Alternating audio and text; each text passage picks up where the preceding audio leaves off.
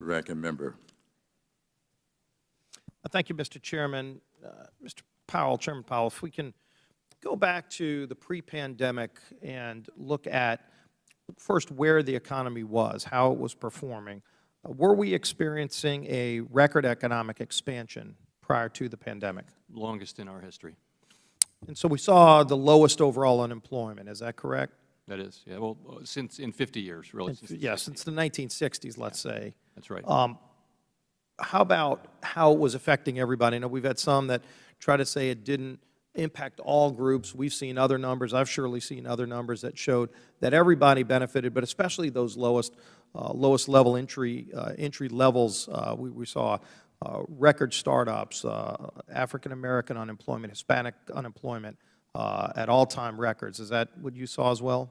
Yes, and really that started to happen in the last 2 or 3 years of the very long expansion, which shows you the benefit of a very strong labor market. We saw a all-time record low unemployment since 1972 or so when we started tracking it for African Americans and very low for Hispanics as well. All right, and obviously after the Tax Cuts and Jobs Act passed, that is when we started seeing that happen. In fact, right before the bill was signed into law, we saw major companies, AT&T started, and then every day there would be more announcements of companies announcing bonuses and increased wages for their employees because of a more competitive tax rate globally.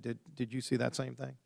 You know, we don't comment on the effects of particular bills, as you can imagine, of any kind. I'll give you that, and obviously there's enough documentation of those reports as people would announce that they were doing it strictly because America had become competitive again. We had the highest corporate rate in the world. We made ourselves not only competitive, we had a 21% rate when the world average was 23%, and then we saw all of those great benefits. We also saw record high markets, didn't we?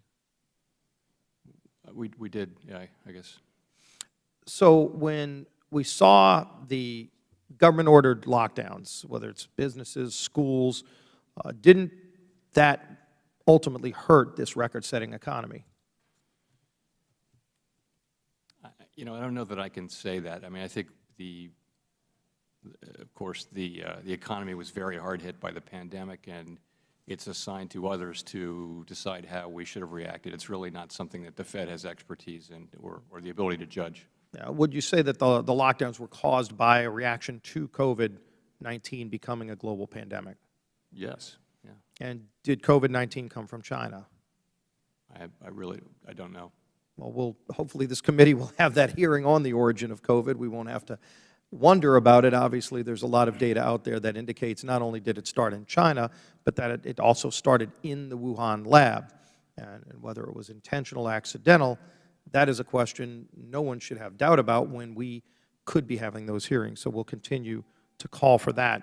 But you could see that straight line between the pandemic hitting from this virus that came from China and then the shutdown that had a devastating impact not only on lives, over 600,000 in America, millions worldwide, but also on this economic crisis that we're dealing with. Now I want to turn to the inflation crisis that we're seeing.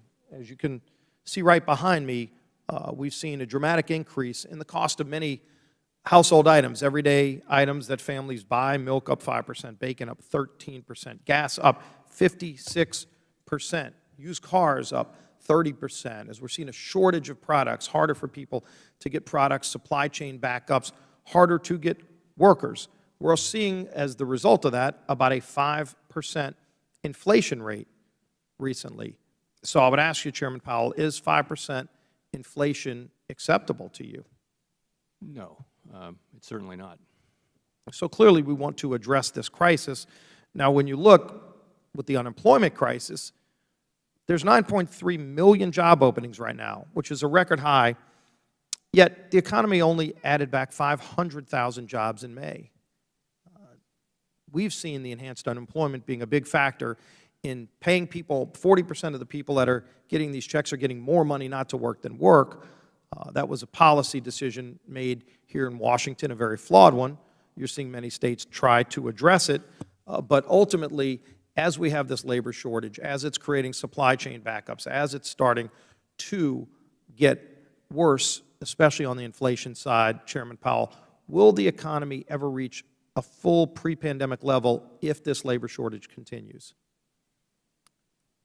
Well, if it continues, I strongly suspect that labor supply and job creation will be moving up well over the rest of this year.